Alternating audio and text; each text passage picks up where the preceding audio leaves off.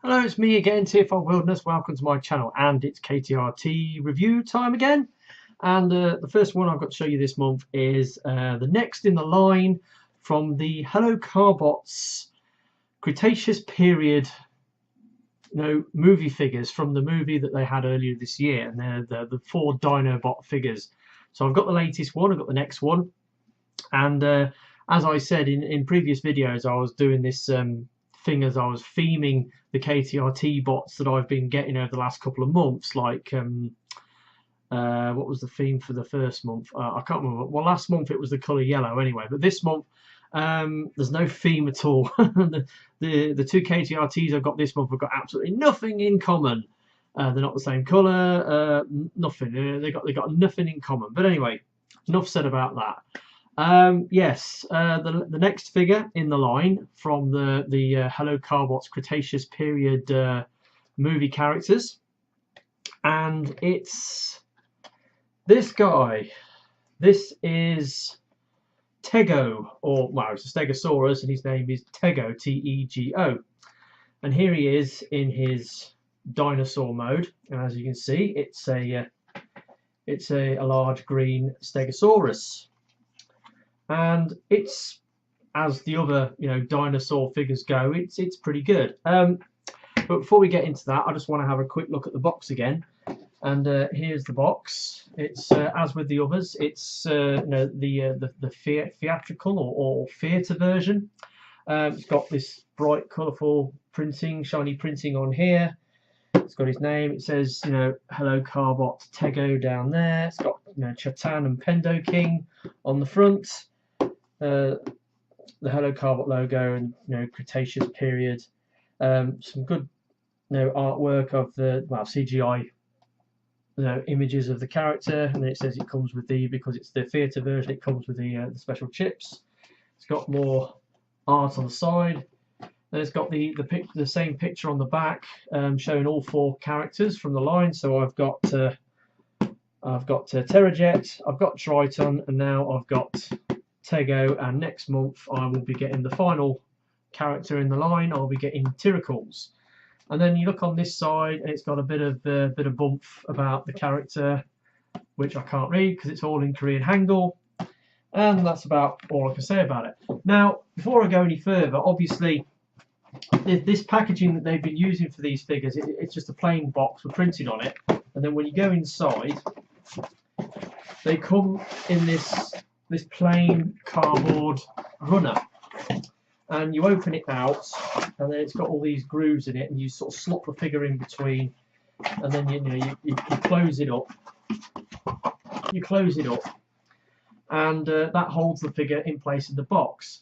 Now, it's a bit awkward to get the figure in and out of these cardboard girdles, as I call them.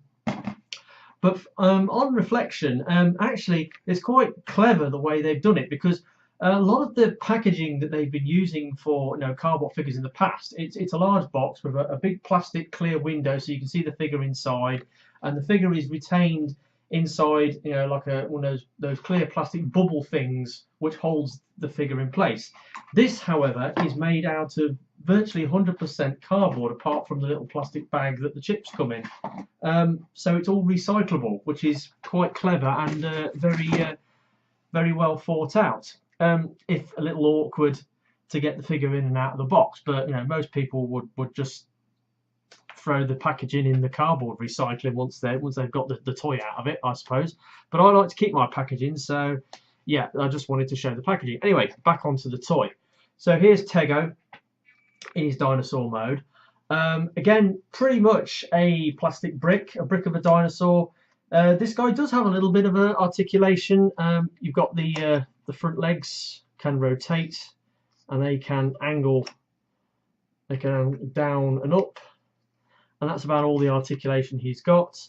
Again, fantastic moulding detail on these. You can see all the moulded scales. You can see like wrinkles in the skin and muscle tone on it. Really, really good. Decent amount of moulded detail on the head. The paint is really good on it as well. You've got all these stripes across his back. You've got painted claws. You've got paint detail around the head. And then if you look carefully on his scales, oh well, on the plates on his back, you can see there's like, you know, gradient colours on the plates on his back. And of course, the plates are made out of a soft rubber, so you ain't going to hurt yourself with it, and all the spikes on the tail. And that's basically all you can say about the Dinosaur Mode. Looks nice, it's bright and colourful, it's a fairly anatomically correct. Well, if there is such a thing, because obviously, you know, all we've got to go on is a few dinosaur bones, and we've just extrapolated what the animal looked like from that. I think the tail's a little bit short and stubby though. That's just my own observation, but apart from that, he's decent enough. He's a decent looking dino figure. And so let's get into transformation. Now, transformation on this guy is, again, fairly straightforward, a little bit of parts forming. And first of all, you've got to pull the tail off. So this comes off. Now, the tail splits in two, like that. And you've got this thing here, which then folds up. Then you get this contraption, which I think looks like it looks like a long bow. You know, like you know, you could put a string between it and use it as a bow, you know, for bows and arrows. But unfortunately, he's got these pegs. He can hold this thing in his hand, but because of the angle of the pegs, it just looks weird the way he holds it. But it actually pegs him behind his shoulders, so you know you've got that piece there, which forms, you know, part of the kibble in his robot mode. So you've got Stegosaurus with his arse hanging out. So yeah, so to carry on the transformation. Now you can pull these leg bits to the side. You don't need to, but you know, it just makes the transformation for the legs a little bit easier. Then you pull those out, split the legs. Now up in here, you've got the robot feet. So you just fold them out and clip them into place. And then you just collapse in. Well, you just collapse in the legs, like so, and there you go. That's the lower legs. Now you get up top, split the clamshell of the body apart, and fold them back. Now you can angle them forward a little bit if you want. Then you take these pieces and they unclip and they spin round, and then there's a peg there and a peg there, and that folds down and clips into there. And do that on the same on that side. And you take the heads and you just fold them under, like so. On his back, you've got this piece here which you need to spin round. And then you can take this piece here, and you've got this peg here, it's got a little dimple in the back. Angle it back slightly, and then it plugs into here, and you can see that little dimple, and that locates like that.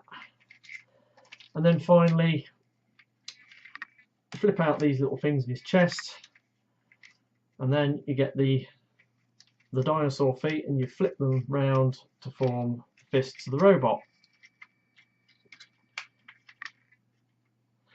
And there we are.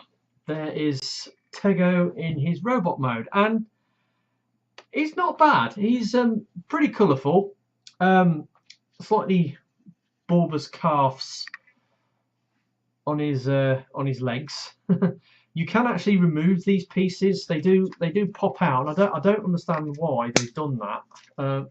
You can pull them out to give yourself a slightly cleaner look to the robot, but it's putting a little bit of stress marks on these pegs here, so you've got to be careful when doing that.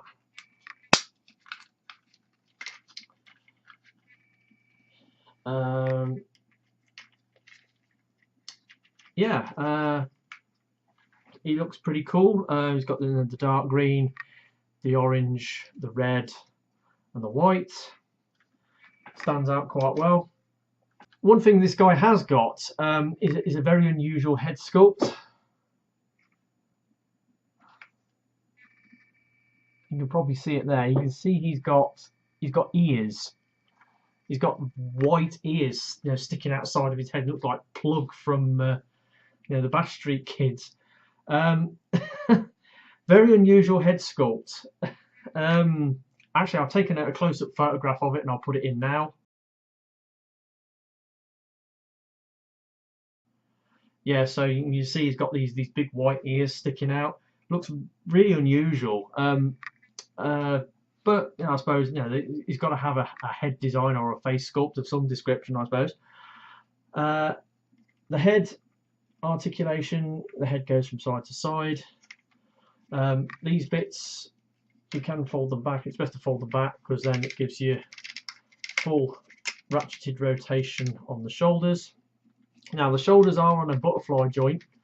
They do angle forwards and backwards that much, but if you flip these forwards, they will go a lot further forwards. Moving down, you've got an upper elbow, well, upper bicep swivel, I suppose. It's above the elbow, so if that can be called the elbow, so that spins round, and then you've got the arm can bend up. Because of the arrangement of the joints, his arms are a little weird. He has got like a hole in his fist, and you can take this thing off and you can hold it, but because of the angle of the pegs, it looks kind of weird.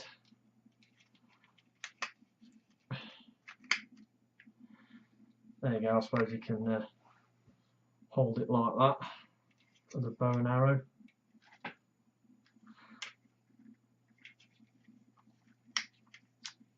But yeah, it's interesting, this thing, but it's a little unusual. It's designed to fit out on, behind your shoulders. Yeah, so he's got his arms, nothing at the waist,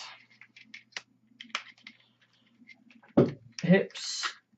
He can do the splits that far forwards, that far back. He does have 5 swivels.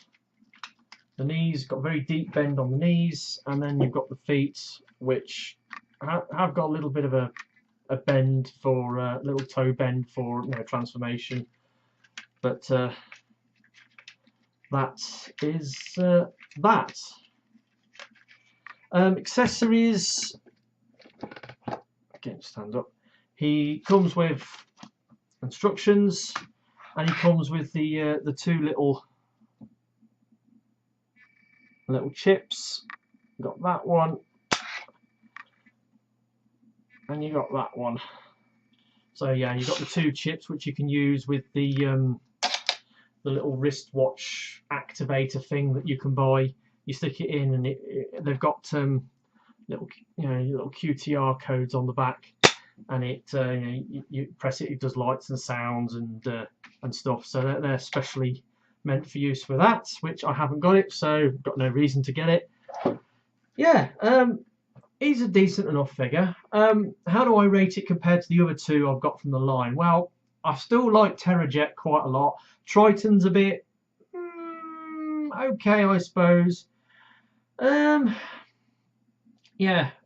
I suppose it's marginally better than Triton, if that is such a thing. It's got some nice colours going on. Again, unusual head sculpts, and this thing on the back, which when you can take it off to clean up his silhouette quite a lot. You don't have to have it on there, but then where else would you put it? It's storage for it. So yeah, he's not bad. He's all right, but is he worth getting? I don't know. I mean, the price of these is coming down a little bit. They're around about sort of 55 quid now to buy. They do have engineering of old, carbots of old. You know, they've got bicep swivels. They're reasonably decently posable. The engineering on them is similar to the old carbots, not like some of the crap they make now in the Hello Carbot toy line. yeah, so that is all right. It's not bad. He's a decent enough figure. You know, he's quite big. Obviously, size comparison.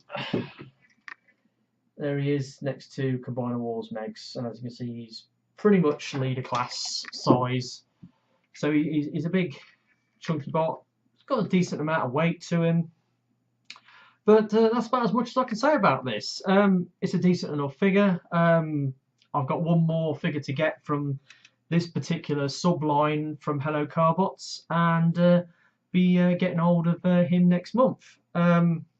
So that's been my review today of Hello Carbot's Cretaceous Period Tego. I hope you've enjoyed it. I've been TFR Wilderness. I'll catch you all next time. Ta-da.